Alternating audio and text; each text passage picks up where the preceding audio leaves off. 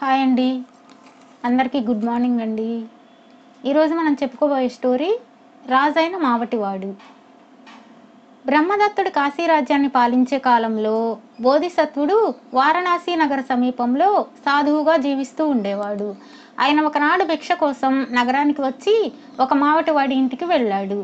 ఈ మావటివాడు ఏనుగులను పట్టడంలో, వాటికి శిక్షణ ఇవ్వడంలో చాలా సమర్థుడు. అతడు రాజు కొలువులో ఉండేవాడు. మావటివాడు బోధిసత్వుణ్ణి ఎంతో భక్తిపూర్వకంగా తన ఇంట్లోకి తీసుకుపోయి భోజనం పెట్టాడు.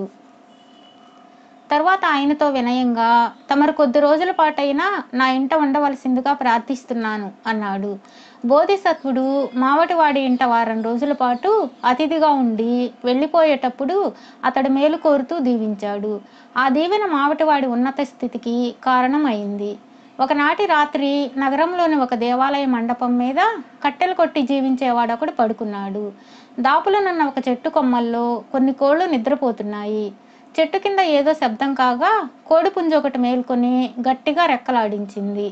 అప్పుడు ఒక ఎండుపుల్ల విరిగి కింద కొమ్మపై నిద్రపోతున్న మరొక కోడిపుంజు మీద పడడంతో దానికి నిద్రాభంగం అయింది. కోడిపుంజు కోపంగా తల ఎత్తి పైకి చూస్తూ, అంత పొగరుబోతుతనం మంచిది కాదు. నేనెవరనుకుంటున్నావు? నేను మామూలు కోడిని కాదు. నా మాంసం తిన్నవాడెవడికైనా గొప్ప నిధి దొరుకుతుంది అన్నది.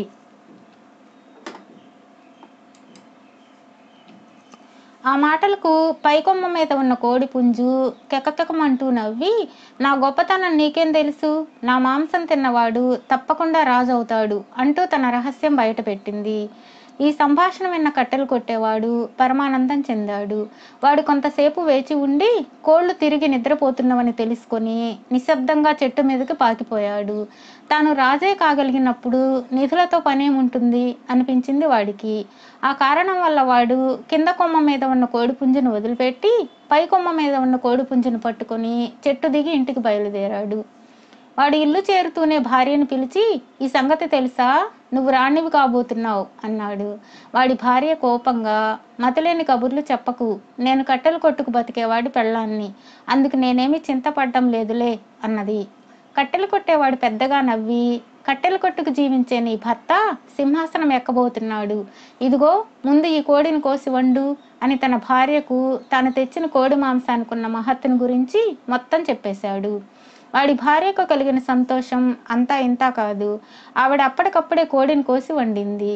మనం ముందు నదిలో స్నానం చేసి తర్వాత భోజనం చేద్దాం అన్నాడు కట్టెలు కొట్టేవాడు. ఇద్దరు కొంత అన్నంతో పాటు కోడి మాంసాన్ని ఒక చిన్న కుండలో పెట్టి దానికి మూత బిగించి తీసుకుని నది దగ్గరకు వెళ్ళారు.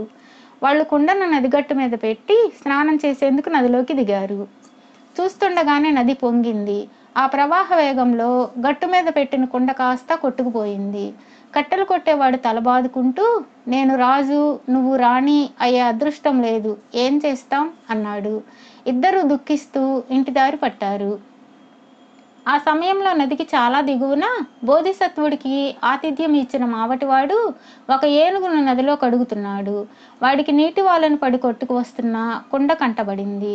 వాడు దాన్ని పట్టుకొని మూత విప్పి చూడగా అప్పుడే వండిన మాంసం, అన్నం కనిపించాయి. వాడు ఆశ్చర్యపోయాడు. బాగా ఆకలిగొని ఉండడంతో మావటివాడు అప్పటికప్పుడే దొరికిన ఆహారాన్ని మొత్తం తినేశాడు. ఇది జరిగిన 3వ రోజున వారణాసిపైకి శత్రు సైన్యం దండెత్తి వచ్చింది. రాజు తాను మావటివాడిగా వేషం వేసుకుని మావటివాడికి రాజోచితమైన దుస్తులు, ఇతర అలంకరణలు చేశాడు. మావటివాడి వేషంలో తనకు శత్రువుల భయం నుంచి ప్రమాదం జరగదని ఆయన భావించాడు. దండెత్తి వచ్చిన శత్రువులు రాజును ప్రాణాలతో పట్టుకోవాలని పథకం వేశారు. ఆ కారణం వల్ల వాళ్ళు మావటివాడిని చంపి అంబారీలో ఉన్న రాజును బంధించేందుకు మావటివాడిపై బాణాలు కొట్టసాగారు. వాళ్లకు మావటివాడి వేషంలో ఉన్నవాడు రాజు అని తెలియదు. శత్రువులు వదిలిన బాణాలు తగిలి మావటివాడి వేషంలో ఉన్న రాజు మరణించాడు. మావటివాడికి శత్రువుల ఎత్తుగడ అర్థమైంది. వాడు యుద్ధరంగం నుంచి పారిపోక పగ తీర్చుకోవాలన్న పట్టుదలతో శత్రువులను ఎదిరించి భయంకరంగా పోరాడసాగాడు. ఇది వారణాసి సైనికులకు ఎక్కడ లేని ధైర్యాన్ని కలిగించింది. వాళ్ళు ఆకలిగొన్న సింహాల్లా శత్రు సైనికుల మీదకి ఉరికారు. కొద్దిసేపట్లో చచ్చిన వాళ్ళు చావగా మిగిలిన శత్రు సైనికులు యుద్ధ రంగం నుంచి పారిపోయారు.